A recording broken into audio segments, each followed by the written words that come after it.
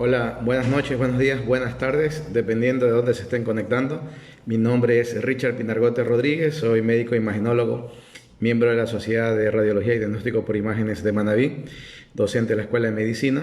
Y bueno, desde el inicio de esta pandemia y cuarentena acá en Ecuador, hemos llevado adelante estos videos con el afán de compartirles información más de carácter científico y más de carácter médico, pero intentando hacerlo en un lenguaje que pueda ser bastante universal al público en general. Además que buscamos como interés prioritario y primordial el poder desterrar la presencia de bulos, fake news, noticias erróneas que pueden llegar a los dispositivos que ustedes poseen y de una u otra manera pueden generar incertidumbre, intranquilidad, desasosiego en todo este momento de cuarentena que estamos viviendo. Iniciamos siempre este video enviando un fuerte y caluroso saludo a aquellas personas que lastimosamente tienen un quebranto en su salud, muy en especial aquellas que padecen COVID-19, todos ellos y su entorno social, que sin lugar a dudas por toda la cantidad de propaganda, de prensa que se tiene, acarrea que también haya un desgaste psicológico muy importante. Y obviamente que frente a otro tipo de enfermedades que por el momento en que se vive, por la saturación hospitalaria, por la débil respuesta que puede existir por parte de los organismos de salud, entendemos que cualquier tipo de dolencia es muy estresante como uno la puede padecer. Así que un fuerte saludo para ello. Y un fuerte abrazo de solidaridad a todas las personas que lastimosamente han tenido que ver partir a algunos de sus seres queridos, o muchos de ellos. Y en este ámbito de pandemia, la verdad que eso, a más de lamentable y doloroso, también tiene sus complicaciones y sus limitaciones por lo que se vive. Hoy día domingo, 23 de agosto del 2020, siendo la hora local en la ciudad de Puerto Viejo, en Ecuador, 20 horas con 7 minutos, estamos dando inicio a este video, para ello utilizando información que tiene que ver con estadística. Y la estadística que nosotros estamos comentando o que procuramos comentar inicialmente es la estadística que se genera desde acá de Ecuador para nuestro territorio obviamente, pero tomamos también en cuenta el tiempo de la estadística mundial y cómo se encuentra el COVID-19 dentro del desarrollo de los diferentes países, ¿no? En Ecuador, al día de hoy, 23 de agosto, el Ministerio de Salud Pública nos dice en su corte de 8 de la mañana que ya tenemos 107.769 personas infectadas, hay 6.310 personas fallecidas directamente y 3.662 fallecidos probables por COVID-19 a nivel nacional, que lo más seguro es que sean por COVID-19. Por lo tanto, estamos hablando de una friolera de 9.972 personas fallecidas por COVID-19, o sea, casi el número de 10.000 personas. Para una cifra de 107.000 casos, estamos hablando de que nuestra letalidad está rondando con cifras oficiales alrededor del 9-10%. Ese porcentaje es muy importante tenerlo presente porque con las cifras oficiales, que de por sí son bastante manipuladas, son bastante sesgadas, pero sobre todo son bastante maquilladas, y esto apoyado por los medios de comunicación tradicional, vemos que la pandemia ha sido pésimamente manejado tanto por el gobierno como por las autoridades de salud, y de una u otra manera eso tiene que servir de un claro entendimiento, porque es muy conocido ya que a nivel internacional la OMS y otros organismos están categorizando a aquellos gobiernos que atienden mal esta pandemia porque van a tener que enfrentarse en algún momento con la justicia, ¿sí? Sea local, sea regional, sea mundial, porque hay cosas que definitivamente se pudieron o se debieron haber hecho de otra manera y no se las hizo. Y encima de que no se las hizo, se comete la audacia todavía de seguir pecando en lo mismo, porque está bien equivocarse y está bien errar, a pesar de que se tienen muchas posibilidades de poder llevar un camino enderezado, viendo lo que ocurre en otros países en cuanto a lo positivo y negativo. Pero acá la verdad es que no, como el cangrejo caminando hacia atrás, ¿sí? En vez de tener cosas que vayan a uno dándole tranquilidad y al menos seguridad de que las cosas puedan generarse de mejor manera, ha sido todo lo contrario. Pero bueno, es una situación que en su momento cada una de las personas que están a cargo del gobierno van a tener que enfrentar por sus propios medios. A nivel mundial sí es importante también ver cómo se encuentra el desarrollo ya al día de hoy, domingo 23, que ya hemos superado los 23.318.000 casos de contagiados con COVID-19 en este planeta Tierra y superamos ya los 807.134 personas fallecidas, y que es una cifra bastante importante, la verdad que sí. Hoy Estados Unidos se mantiene de largo en primer puesto con más de 5.700.000 pacientes contagiados. En segundo está Brasil con más de 3.600.000. India tercero con más de 3 millones. Rusia cuarto con 954.000. Sudáfrica quinto con 609.000. Aquí viene el grupo de los países latinoamericanos que está entre sexto, séptimo, octavo y noveno puesto. Me refiero a Perú, México, Colombia y Chile. Perú con 585.000, México con 556.000, Colombia con 533.000 y Chile con más de 397.000.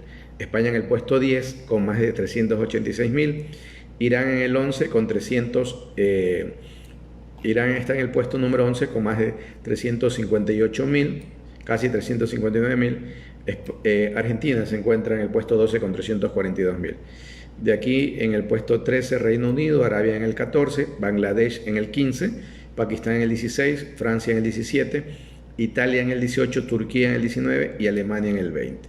Dicho esto, vamos viendo los países del 21 en adelante, que se encuentra Irak, Filipinas en el 22, Indonesia en el 23, Canadá en el 24, Qatar en el 25 y Bolivia, que ya superó a Ecuador, en el 26. Nosotros estamos en el 27, Ucrania se acerca a nosotros en el 28, Kazajistán en el 29 e Israel en el 30. Egipto en el 31, República Dominicana en el 32, ya superó a China, y China en el 33 con 89.689. Pero muy cerca se encuentra Panamá y Suecia con 86.900 y 86.068. Dicho de otra manera, probablemente Panamá y Suecia en el transcurso de unos 2 o 3 días podrían estar empatando ya a China. Y bueno, eso simplemente ratifica las cosas positivas que se han hecho en China y ratifica todavía que el problema a nivel de Latinoamérica, sobre todo, está bastante lejos de controlarse, por si acaso. Sí, ya tenemos muchas posibilidades de lo que está ocurriendo, muchas situaciones bastante interesantes en cuanto a vacunas, tratamientos, pero la situación todavía está bastante lejos de poderse controlar como tal, o como muchos quieren hacerlo pasar. En Latinoamérica, hablando solamente del caso de las personas fallecidas, de la letalidad de las personas fallecidas por COVID-19 en relación con el número de casos de personas afectadas, tenemos que cuando en Estados Unidos superaron los 5.600.000, ya tenían 176.765 personas fallecidas. En Brasil, con más de 3.500.000, tienen 114.250. En Perú, con más de 585.000, tienen 27.453.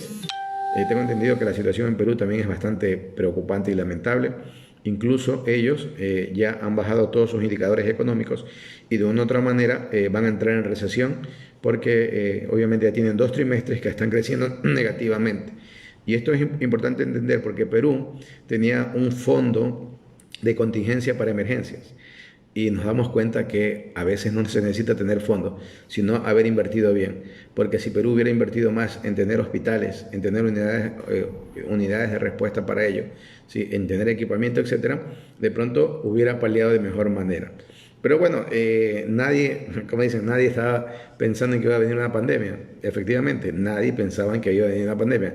Por eso mismo, siempre hay que hacer las cosas pensando en que pueda presentarse lo peor y que no ocurra a buena hora. Sí, al menos mi filosofía de vida, muchas veces, nosotros acá en Manabí tuvimos un terremoto en abril, 16 de abril del 2016, y la verdad que nos costó muchísimo en todo sentido, vidas humanas, económicos, reactivaciones, etc. Y al menos muchas personas a partir del terremoto tomamos la iniciativa siempre de considerar los escenarios desde los más adversos y bueno, y si se dan los otros a buena hora. Yo creo que esta pandemia también nos puede servir a toda la humanidad para enfrentarnos así, siempre considerar que se puedan generar escenarios adversos y negativos en nuestras vidas para que en base de ello uno pueda actuar. Porque si usted actúa pensando en el peor de los escenarios, cuando el escenario aparezca y no sea tan maligno como lo imaginó, la verdad que la respuesta que usted pueda generar es bastante eficiente, bastante efectiva y sobre todo que le va a llenar bastante de buenas vibras porque va a tener para dónde salir.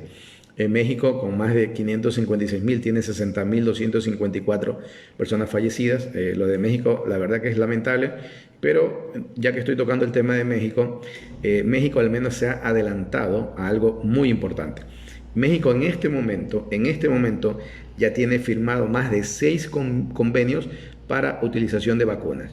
Porque si ustedes no lo saben, Estados Unidos está acaparando o queriendo acaparar las vacunas que se producen bajo el eslogan o bajo patrocinio norteamericano, o sea, las de AstraZeneca de una manera, la de Moderna sobre todo, ¿sí? Y están intentando que solo les llegue a ellos, y cualquier distribución después de 3 meses de que ellos los tengan, podrían hacerlo. Pero México está abriendo y ya en este momento tiene firmado 6 convenios con países que están creando, y entre ellos están Inglaterra, Francia, Alemania, Rusia, China. ¿Sí? Y es interesante porque incluso con Rusia ellos ya van a empezar un estudio de fase 3 el mes de septiembre, o sea, dentro de pocas semanas, y hay 3.000 voluntarios ya designados para poder empezar el estudio de fase 3. Entonces, miren cuando las cosas se hacen pensando en todos los escenarios, considerando todo. Entonces, ahí en nuestros países de Latinoamérica quiere ejercerse una especie de paternidad por parte de Estados Unidos.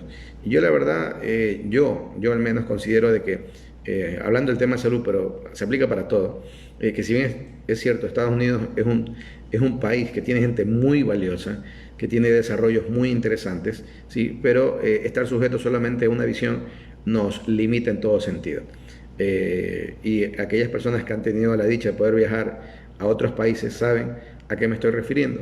Mientras usted más conozca más gente, más culturas, entiende que esta pequeña aldea global que vivimos, esta pequeña partícula de polvo cósmico en la que habitamos, ¿sí? Tiene más cosas que nos unen que nos separan. Entonces simplemente mirar todo bajo los ojos de Norteamérica o de Estados Unidos, la verdad que nos limita. Y sobre todo en el tema de vacunas, sí, yo creo que este gobierno muy difícil que lo haga, porque de una otra manera, con tantas cosas de corrupción, ellos lo único que quieren hacer es quedar bien con el gobierno de Estados Unidos para, ahora que ellos se van, tratar de buscar cómo escapar hacia allá. Y eso va a ocurrir.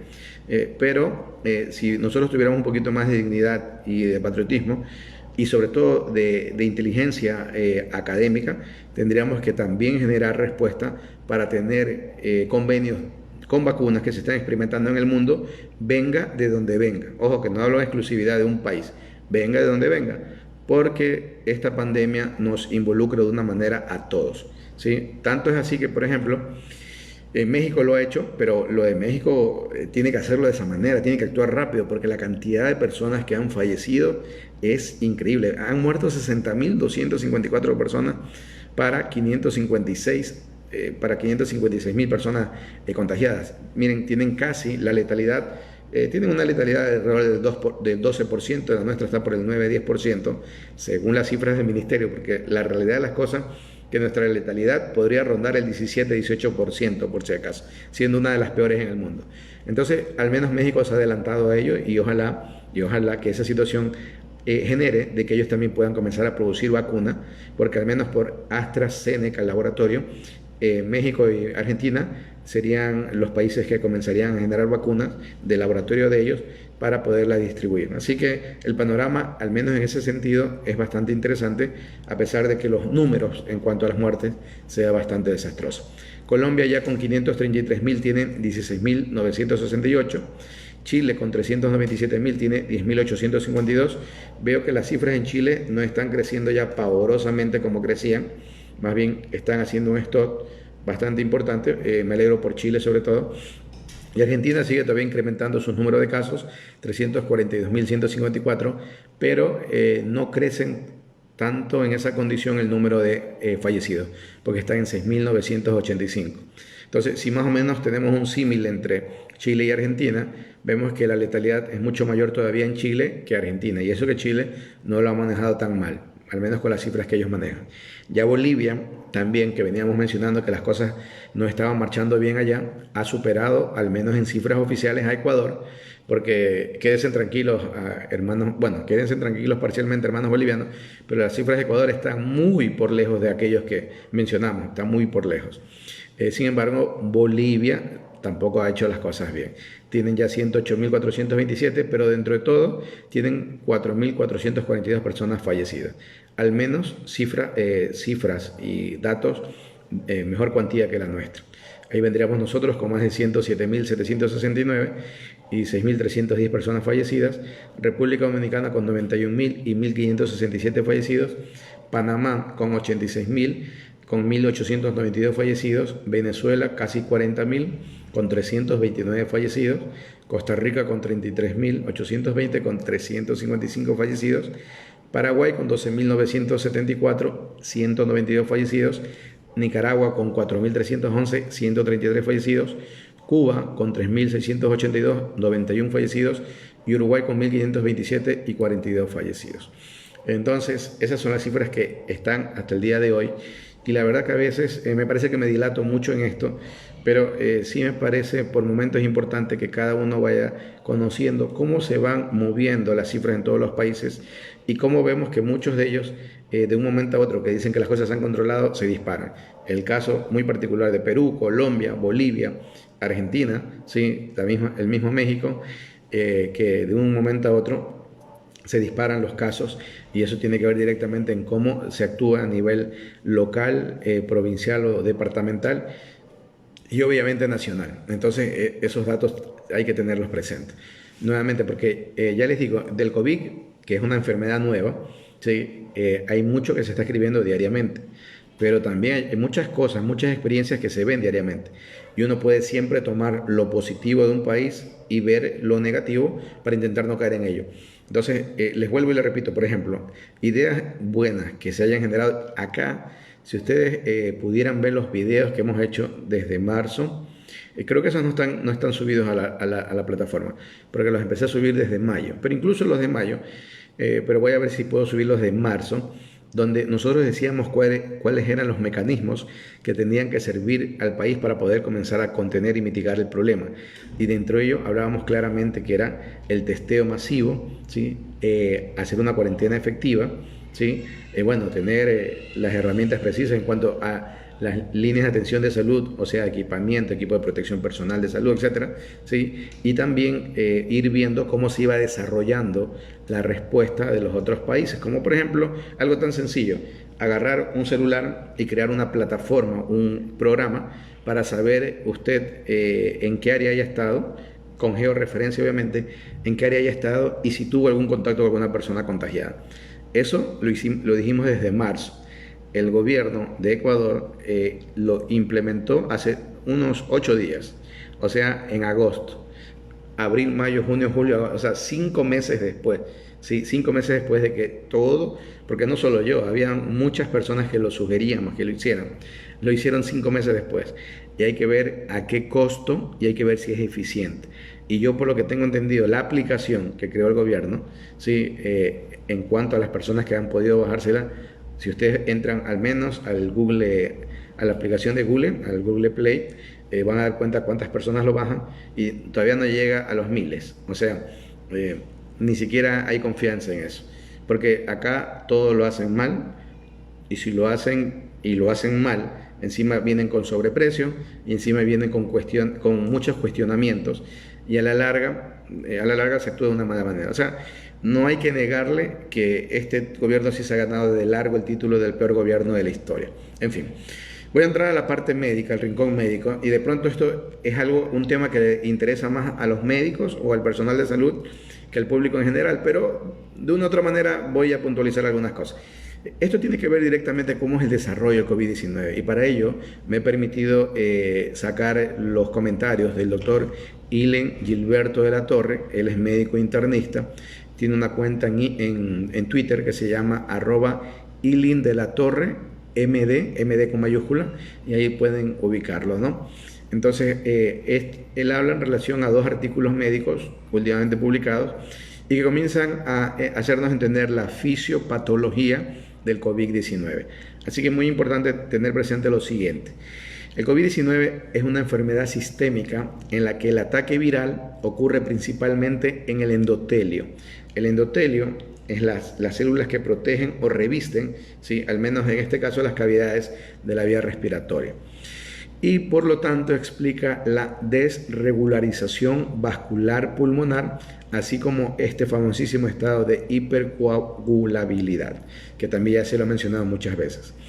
Hay una denominación para esto que se denomina la coagulación intravascular pulmonar, o sea que ahora le llamo bueno, es una abreviatura que no debería ser así, CIP, coagulación intravascular pulmonar. Los primeros cambios radiológicos que nosotros denominamos como patrón en vidrio esmerilado, vidrio deslustrado, ¿sí? Patrón, tiene, bueno, otros sinónimos se podría decir, y un patrón que también es característico de las neumonías, que se llama la consolidación. Estos se consideran ya de etiología infecciosa e inflamatoria. Entonces aclaremos, el COVID-19 es un virus, ¿sí? Los virus, de una u otra manera, al menos este tipo de virus, el SARS-CoV tipo 2, puede generar una respuesta inflamatoria tan severa que puede ser proclive, puede hacer fácilmente, ¿sí? Posible de que una persona se infecte de otros gérmenes, como por ejemplo gérmenes bacterianos, y desarrollen neumonías, bronconeumonías, neumonitis, entre otras cosas. Entonces, en el desarrollo de la enfermedad, el comenzar a tener este tipo de trastornos habla a ciencia cierta de que ya se está produciendo esta etiología inflamatoria e infecciosa. Infecciosa obviamente por lo que veo en la parte imaginológica, pero sobre todo inflamatoria, que es la que tenemos que tener mucho cuidado. Sin embargo, estudios de imágenes que se denominan de perfusión parenquimatosa y perfundir en cuanto a imágenes hacen que yo pueda tener imágenes con una calidad hacia la parte de fisiopatología bastante importante, ¿sí? Demuestran los defectos de la perfusión bien delimitados subyacentes a estos cambios, lo que implica una etiología trombótica. Eso es lo que nos están diciendo estos últimos estudios. Por lo tanto, la microtrombosis pulmonar difusa es constantemente visible en las autopsias, ¿sí? Entonces, miren cómo se va generando la respuesta.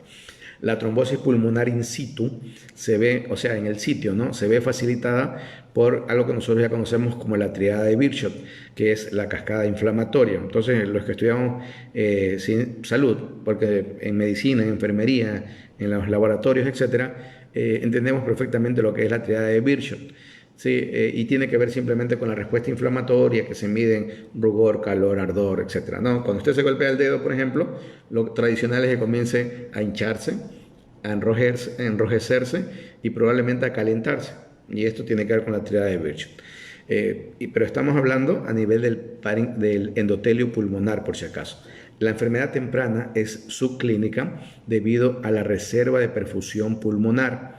La progresión puede interrumpirse en individuos jóvenes con recambio endotelial rápido y trombolisis intrínseca robusta, ¿sí? Entonces, en estos pacientes jóvenes pudieran haber los cambios tan evidentes, tan rápidos del endotelio, ¿sí? Es como si usted se quemara la piel y tuviera la capacidad de que se regenerara fácilmente, más o menos para tener un símil, y esto hace que en estos pacientes prácticamente, ¿sí? Los síntomas sean leves, muy leves.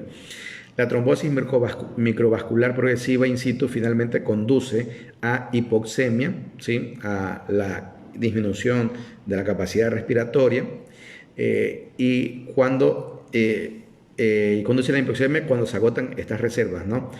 La hipoxemia inicial puede ser silenciosa. Cuando hay hipoxemia normalmente, ¿sí? Una falta del aire, cuando siente esto, se produce muchas veces lo que se llama disnea, que es usted siente esa sensación de lo que nosotros denominamos en medicina como la sed de aire, o sea, siente que le falta el aire, eso es la disnea. Pero aquí puede haber hipoxemia, o sea, se reducen los niveles de oxígeno en la sangre, pero no tiene la disnea, o sea, no tiene algo que le llame, y usted se siente bien, aparentemente, se siente bien. Y esto ocurre porque la distensibilidad pulmonar es normal y por lo tanto a esto ya se lo ha denominado como la hipoxemia feliz. O sea, baja el nivel de oxígeno en la sangre, usted aparentemente está bien, pero llega un momento que bajó tan radicalmente que está caminando y puede caerse desmayado. Y eso es lo que ha ocurrido desde que empezó esto. Acuérdense en los primeros videos de las personas que estaban paradas y se desmayaban. acuérdense aquí en Ecuador, cuando en Guayaquil la cosa estaba incontenible, que caminaba alguien en la calle, estaba ahí, se recostaba en una pared y se desmayaba. Y así pasaron un montón de cosas por la hipoxemia feliz, que ya ahora está demostrada y que tiene que ver justamente con esto de la hipoxemia inicial que nos acompaña de disnea. Entonces, esa hipoxemia feliz ya es una característica muy preponderante cuando el proceso tiene que ver mucho con la parte inflamatoria, y esto es lo que estamos comentando, justamente con los factores de hipercoagulabilidad, entre otras cosas, ¿no? Muy bien. La lesión pulmonar autoinducida, la lesión pulmonar ventilador y las infecciones secundarias dan como resultado un daño alveolar difuso. Y aquí viene la cuestión del laboratorio. El dímero D, la lactato de deshidrogenasa y la ferritina se van elevando secuencialmente. Y hoy por laboratorio uno puede ir percibiendo cómo el paciente va evolucionando, entre otras, por este tipo de marcadores en laboratorio. La estratificación del riesgo con la consiguiente anticoagulación temprana podrían evitar la tormenta trombótica, que es la falta por dilucidar la intensidad de la anticoagulación profiláctica o terapéutica. O sea, todavía no sé si es conveniente darle como opción, pese a que no haya llegado a cambios severos, a muchos pacientes que se encuentran moderados. Esa es la discusión, ¿sí? Porque también entregar algo a alguien que no necesita podría considerarse de que podría generar respuestas secundarias que podrían producirle daño. Y eso también hay que tenerlo claro. Bueno, aunque los cambios en vidrio esmerilado significan alteraciones de la ventilación debido a la pérdida de la perfusión, ¿sí?, de la capacidad respiratoria, los alveolos afectados actúan como un espacio muerto en lugar de derivaciones. En esta situación, la hipoxemia se produce principalmente debido a la restribución del flujo y a la sobreperfusión, que implica un lecho vascular significativamente reducido, que da como resultado lo que nosotros en medicina o en terapia intensiva se hable del desajuste de la ventilación-perfusión, ¿sí? Y esto es que por lo general existe más o menos un 40-50% de pérdida del lecho vascular pulmonar antes de que pueda ocurrir esta hipoxemia clínicamente significativa. O sea, que ya hay cambios bastante acentuados cuando yo en la parte clínica lo puedo ver. Estos conocimientos son claves para comprender los fenotipos clínicos de la lesión pulmonar en el COVID-19, que ya hoy se los denomina como un fenotipo tipo L y un fenotipo tipo H, ¿sí? En pocas palabras, al día de hoy, la comunidad científica parece dividida en dos categorías. Por un lado, están los creyentes de que la neumonía por SARS-CoV tipo 2 debe definirse como un síndrome de distrés respiratorio, y esto es todo, ¿sí? Así, por ejemplo, lo dice Catinoni y colaboradores, ¿sí? Y bueno, habría que manejarse en esa teoría. Pero por otro lado están quienes consideran que es una enfermedad específica que de alguna manera es diferente al síndrome de distrés respiratorio, con manifestaciones que pueden cambiar con el tiempo, y con tal tenemos mucho que aprender con respecto a los mecanismos y lo que debe significar el enfoque de protección pulmonar. Sí, en este otro grupo también hay algunas personas que consideramos que puede también la cosa ir por ahí. Pero en todo caso ya tenemos más luces de lo que ocurre. O sea, para nosotros en la parte médica tenemos que entender cómo se desarrolla un problema, una enfermedad, para saber cómo podemos solucionarla. Entonces, eso es lo que nosotros denominamos como la fisiopatología.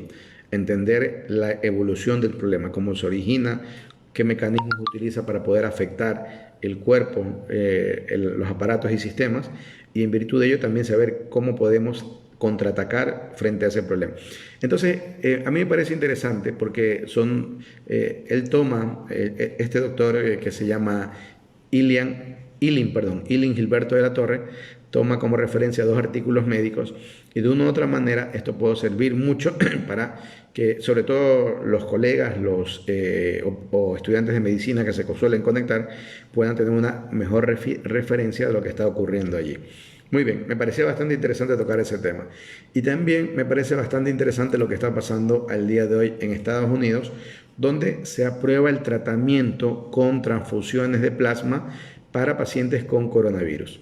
Los primeros estudios señalan que un 35% de los enfermos que se recuperan tras recibir el tratamiento. Y esto significa que la FDA, ¿sí?, que es la Administración de Alimentos y Medicamentos por sus siglas en inglés, ha autorizado de emergencia el uso de plasma como tratamiento para los pacientes con COVID-19. La FDA ha analizado en los últimos meses los resultados de enfermos que han recibido transfusiones del componente líquido de la sangre de pacientes que se han recuperado de la enfermedad. El plasma continúa a un alto nivel de anticuerpos que, según los análisis, ayudan a la recuperación del paciente en algunos casos. La agencia había detenido la autorización la semana pasada, asegurando que los resultados de la investigación no habían sido concluyentes. Este domingo la FDA ha asegurado que ha analizado 20.000 pacientes que recibieron transfusiones de plasma. Estos tenían menos de 80 años, habían sido hospitalizados y aún no utilizaban un ventilador como ayuda para respirar. La FDA señala que al menos un 35% de los enfermos tuvieron una recuperación favorable tras recibir el tratamiento. En Estados Unidos se estima que unas 70.000 personas con COVID-19 ya se les ha sido administrado la transfusión de plasmas de un paciente recuperado. Sí. Esto ha hecho que hoy día la FDA dé un giro súbito y rápido para permitir el uso del tratamiento. Hasta ahora el único tratamiento que había sido autorizado por la FDA era el Remdesivir, ¿recuerdan? Y verán que el Remdesivir, y a buena hora, miren cómo es cómo es el egoísmo, ¿no? Con el Remdesivir, porque los Estados Unidos acapararon el Remdesivir, acapararon las materias esenciales para poder producir el Remdesivir, y ahora que si bien es cierto ayuda, pero no es que sea la solución completa. O sea, el Remdesivir lo que hace es que los pacientes que están en estado crítico en respiradores acorta la estadía dentro de terapia intensiva. O sea, es un grupo muy reducido de personas que lo reciben, que podría ayudarles, pero por supuesto que podría ayudarles. Pero como podría ayudarles el Remdesivir, obviamente que también podría ayudarles otra medicina, como por ejemplo el Avifavir de Rusia. O sea, y nuevamente entramos a lo mismo. Si yo tengo a la posibilidad de poder tener algunas consideraciones para tratar, ¿sí?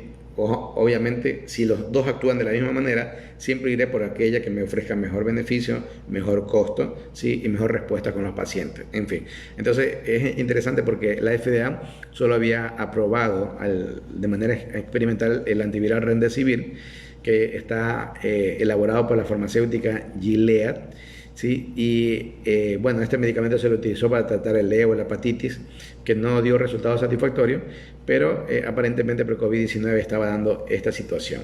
Así que esto de que hayan aprobado la FDA ya de manera de urgencia la utilización de las transfusiones de plasma para pacientes infectados hacia pacientes con coronavirus, nos dice que lo que estaban haciendo acá en Ecuador, sobre todo en Guayaquil y acá en Puerto Viejo, aquí a cargo del doctor Danilo Navarrete, hematólogo, para hacer las transfusiones del suero autotrasplantado, del autoconvalecente, de una u otra manera, ¿sí? Creemos que todavía tiene su espacio, ¿no? Porque la FDA inicialmente lo había negado, pero ya ejerció la situación y me parece que esta autorización es bastante interesante. En Argentina están haciendo